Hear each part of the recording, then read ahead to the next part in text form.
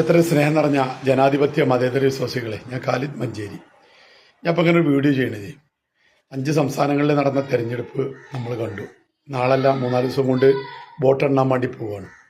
ഓരോ ദിവസം പുറത്തു വരുന്ന ന്യൂസുകൾ കാണുമ്പോൾ ഇന്ത്യയിൽ എണ്ണപ്പെട്ട സംസ്ഥാനങ്ങൾ മാത്രമേ ഉള്ളൂ സംഘപരിവാറും RSSും BJP നേതൃത്വം നൽകുന്ന വർഗീയ ഫാസിസ്റ്റുകൾ നേതൃത്വം കൊടുക്കാവുന്ന അപൂർവങ്ങളിൽ അപൂർവമായ സംസ്ഥാനങ്ങൾ മാത്രമേ നിലക്കുള്ളൂ.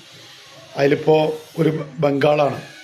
ബംഗാളിൽ ഇലക്ഷൻ കമ്മീഷനും അവിടുത്തെ പട്ടാളവും കാണിച്ചത് എന്താണെന്നുള്ളത് നമ്മൾക്ക് ശരിക്കും മനസ്സിലായി. നമ്മളെല്ലാവരും കണ്ടു. 2 ലക്ഷത്തോളം വരുന്ന പട്ടാളക്കാർ അതാത് നാട്ടിലെ പോലീസിൻ്റെ മുന്നിൽ നിന്നുകൊണ്ട് പോലീസിനെ പുറകിലാക്കിക്കൊണ്ട് ഒരു ജനാധിപത്യ സംവിധാനത്തിനെ നോക്കുകുത്തിയാക്കി വെച്ച് ഇലക്ഷൻ കമ്മീഷനും അവിടുത്തെ കേന്ദ്ര സേനയും ചെയ്ത നടപടികൾ എന്താണെന്ന് നമ്മൾ കണ്ടു. ഇതിനെതിരെ ശബ്ദിക്കാനോ പിടിക്കാനോ നമുക്ക് ആർക്കും കഴിയാതെ പോകുന്നൊരവസ്ഥ. പ്രാദേശികമായുള്ള രാഷ്ട്രീയ പാർട്ടികൾ പ്രാദേശികമായിട്ട് അവരുടെ അധികാര സ്ഥാനങ്ങൾ നിലനിർത്താൻ വേണ്ടി അതാണ് അവരുടെ ഏറ്റവും വലിയ ജീവിതമാർഗം.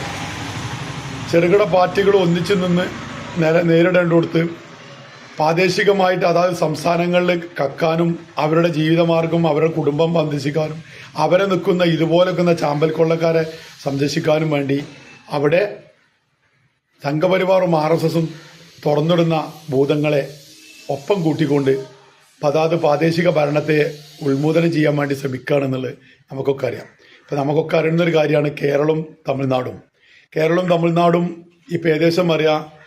കേരളത്തിൽ ഇന്ത്യയിൽ മികച്ച നിൽക്കുന്ന 2 ഭരണ സ്ഥാപനങ്ങൾ ഇടതുപക്ഷ ജനാധിപത്യ മുന്നണി കേരളവും അതുപോലെ തന്നെ തമിഴ്നാട് കരുണാനിധിയും വളരെയധികം ജനങ്ങൾക്ക് വേണ്ടിയുള്ള ഉപകാരങ്ങൾ ചെയ്തുകൊണ്ട് ജനങ്ങൾക്ക് വേണ്ട 10 വർഷമായിട്ട് കേരളത്തിലും അതുപോലെ തന്നെ തമിഴ്നാട്ടിലും ഒരു നല്ല ഭരണം കാഴ്ചവെച്ച് മുന്നോട്ട് പോകണം.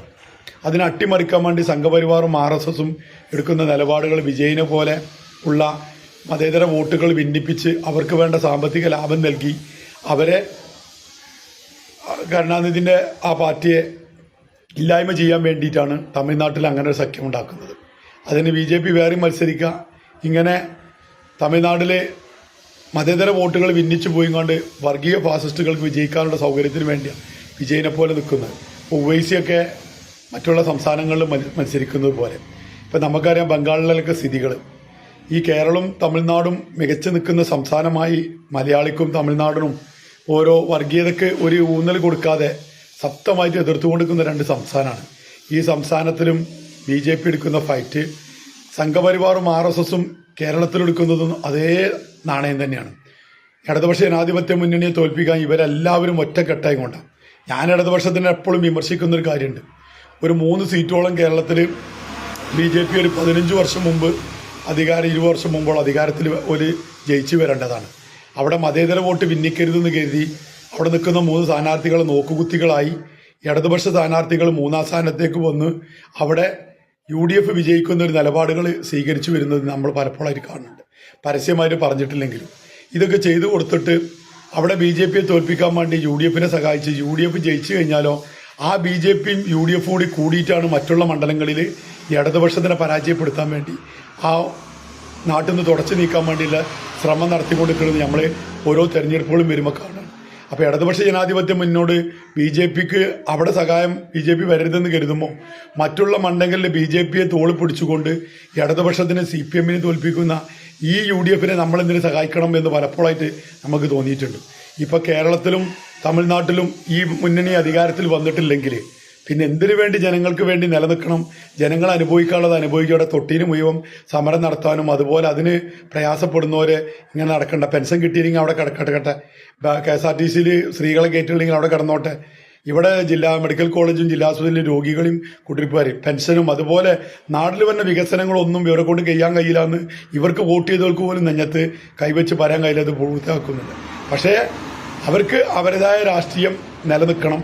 വർഗീയ ഫാസിസ്റ്റുകളെല്ലാം കൂടി ഒറ്റ പാത്രത്തിലേക്ക് വീണ് ഇവിടെ ഇടതുപക്ഷത്തിന് തോൽപ്പിക്കുകയാണെങ്കിൽ മണിയാശാൻ പറഞ്ഞതാ പറയാനുള്ളത്. തമിഴ്നാട്ടിലും കേരളത്തിലും ഈ 2 ഭരിക്കുന്ന പാർട്ടികൾ മുന്നണിയിൽ അധികാരത്തിൽ വന്നിട്ടില്ലെങ്കിൽ മണിയാശാൻ പറഞ്ഞ മാതിരിയാണ് അതിൻ്റെ യഥാർത്ഥ കാര്യങ്ങൾ. അതിനുവേണ്ടി നമ്മൾ മണിയാശാൻ പച്ചക്ക് പറഞ്ഞു എന്നുള്ളൂ, എല്ലാവർക്കും അത് പച്ചക്ക് പറയാൻ കഴിയില്ല.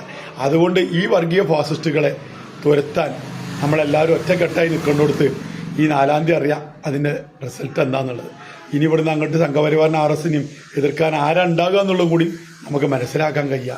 RS സംഘപരിവാറും ഇപ്പോൾ ബംഗാളും അതുപോലെ ഇനി മൊത്തം ഇന്ത്യയിൽ 28 സ്റ്റേറ്റും 9 കേന്ദ്രഭരണ പ്രദേശത്തും ഏകദേശം BJP വരെ പിടിമുറുക്കി കഴിഞ്ഞു. ഇന്നല്ലെങ്കിൽ നാളെ തമിഴ്നാട്ടിലും കേരളത്തിലും അവരുടെ ആഗ്രഹങ്ങൾ നിറവേറാൻ വേണ്ടി പോകുക. അതിൻ്റെ സൂചനയാണ് എറണാകുളത്ത് 18ഓളം ആൾക്കാരെ ഫ്ലക്സും വെച്ച് ലഡുവും ഏൽപ്പിച്ച് BJP പ്രകടനം നടത്താൻ നിൽക്കണം. അതൊക്കെ നമ്മൾ കാണുമ്പോൾ വലിയ കാലങ്ങളൊന്നും നമ്മൾ ജീവിച്ചവരെ നമ്മളെ മക്കളും കുടുംബവും ജീവിച്ച് മുന്നോട്ട് പോകും എന്നുള്ള ഒരു ധാരണയും ആർക്കും വേണ്ട. നമ്മളൊക്കെ ഒന്നിച്ച് നിന്നാൽ മാത്രമേ ഇതിനൊക്കെ നേടിയെടുക്കാൻ കഴിയുള്ളൂ. ഇവിടെ ചെറിയ രാഷ്ട്രീയ ലാഭത്തിന് വേണ്ടി മതേതര പാർട്ടികളെ പിന്നിൽ നിന്ന് കുത്തിയാൽ അവസാനം പുലി വരുന്നതെന്ന് പറയുമ്പോൾ ഒറിജിനായിട്ട് പുലി വരുമ്പോൾ ആരും ഉണ്ടാവില്ല എന്നുള്ളത് ഇവിടുത്തെ UDF ആലോചിക്കുന്നത് നല്ലതാണെന്ന് മാത്രമേ പറയാനുള്ളൂ.